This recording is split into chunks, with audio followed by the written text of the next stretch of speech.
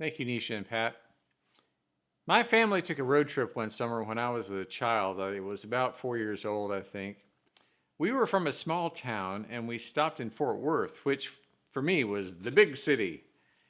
That was where my dad had grown up, and he took us all up to the top of an old skyscraper with an observation deck.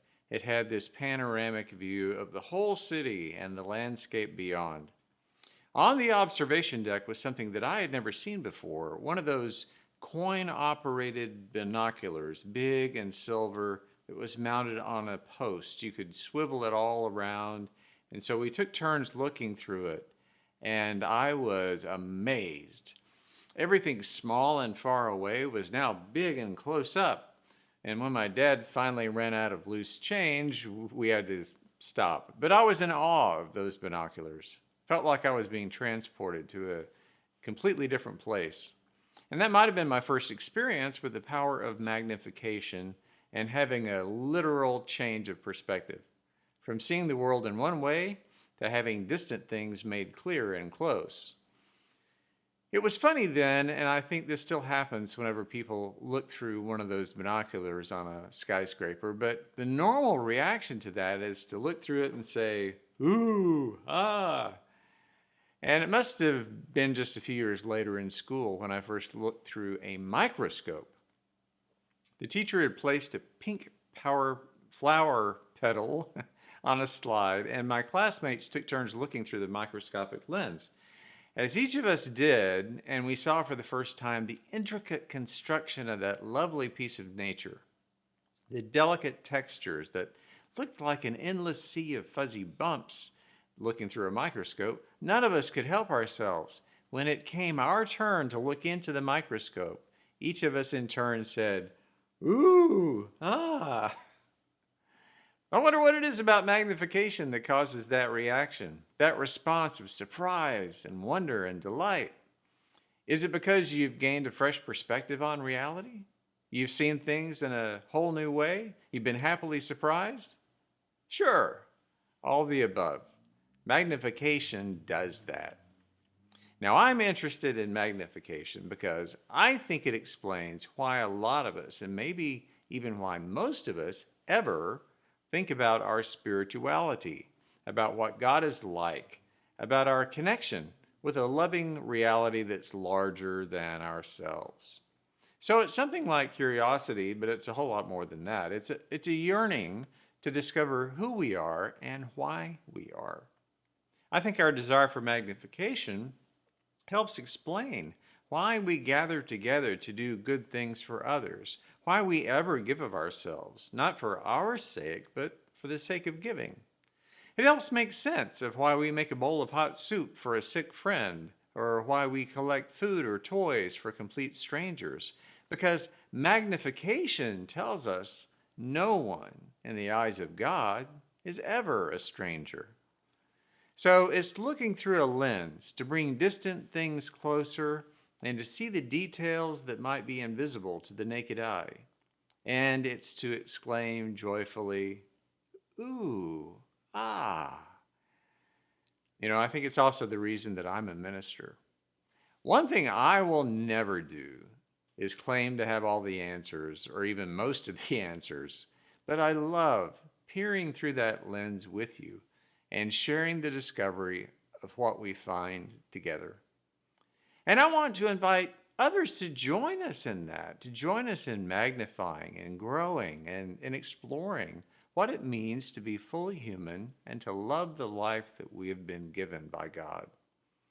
But we face a challenge because so many people, according to the folks who do surveys about religious beliefs in America, these people they survey believe things about us that are simply not true. For instance, well over 1/3 of our friends and neighbors believe that you and I who attend church, well, they think we self-righteously think we do have all the answers, that we claim to know absolutely stuff like we're going to heaven and those who don't share our beliefs are going to hell. Some believe that we're operating a kind of racket to hoodwink innocent people out of their money by claiming a bunch of superstitions are the truth And you'd better buy into those things, or else, no questions asked. We're watching. Most people believe, also, that we think gay people are evil, and that people who follow other faiths or no faith at all, or who've been spiritual but not religious, that they're doomed. So that big portion of the population who believes all that stuff about us, well, they want nothing to do with us. And I wouldn't want anything to do with us either, if any of that was true. So I want to be crystal clear. I don't believe in any of that nonsense. There's a huge difference between saying that I believe in Jesus Christ, that I try to follow his example and his teachings, and saying, I believe that if you don't happen to believe in Jesus Christ, then you're going to spend eternity swimming in a lake of fire. Because I don't believe that. I believe God loves everyone, no matter what. I don't believe that being a Christian is about being on the right religious team.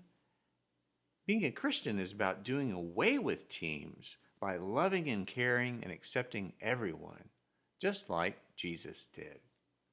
And that along the way of doing that, in all humility, we acknowledge that we don't know it all, and we still have plenty to learn about life.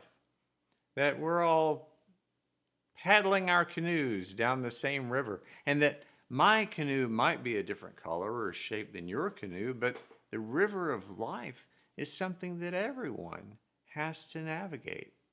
And we're not in a canoe race. Like anyone else, we're just doing our best to paddle and not get tossed out of the boat when we do occasionally have to travel over the rapids. And that it's a great idea to help each other, to throw each other a line across the water, to encourage, to understand, and to enjoy the journey. And if we ever hear banjo music, to make sure everyone paddles a lot faster. I've seen that movie. We're not here to condemn anyone or feel self-righteous about anything. We're here to magnify, to grow and explore, and to learn how to love each other and everyone in this life. What a difference it would make, I think, if it became known that that is what we're about, that is why I'm a person of faith, and why we are people of faith together, you and I. A very long time ago, a writer who called himself Luke, and the tradition says he was a physician, he sat down to write a story. And now, we don't know a whole lot about Luke, but the evidence suggests he was from the Greek city of Antioch, and Luke was a follower of the Apostle Paul.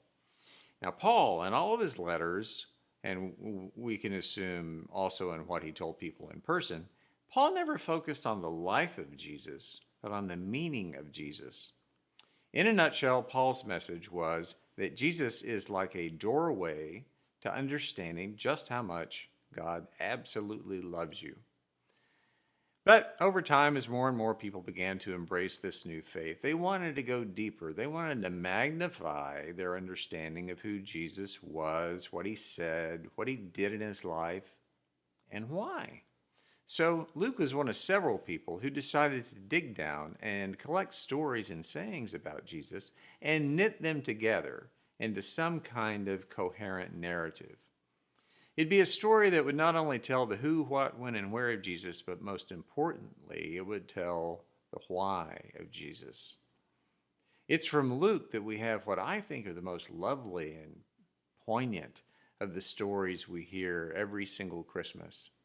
Mary and Joseph only being able to find a barn as a place to welcome a baby into the world. The shepherds out in the fields being visited by angels. Luke likes angels, lots of them.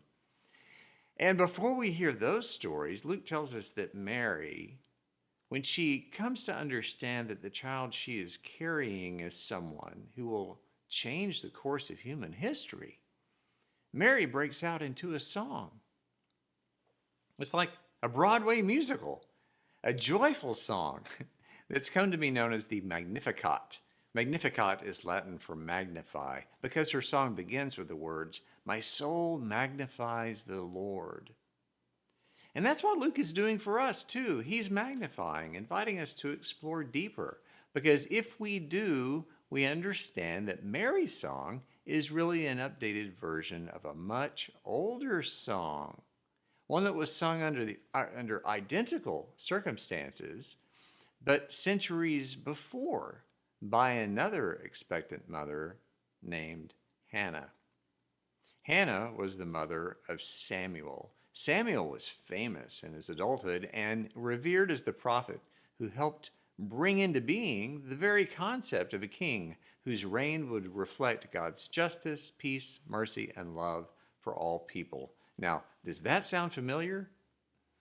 So Luke's inviting us to peer into the microscope of Mary's story and song and discover the fine textures of God's consistent loving intention that spans centuries, and to realize if that love goes back in time, it also moves forward to embrace you and me. Is Luke saying that in order to be a faithful Christian, you are required to believe that one day Mary literally burst out into song like she was on the Broadway stage? I don't ever find that demand being made on us. We can take it literally if we want to, or we can take it as Luke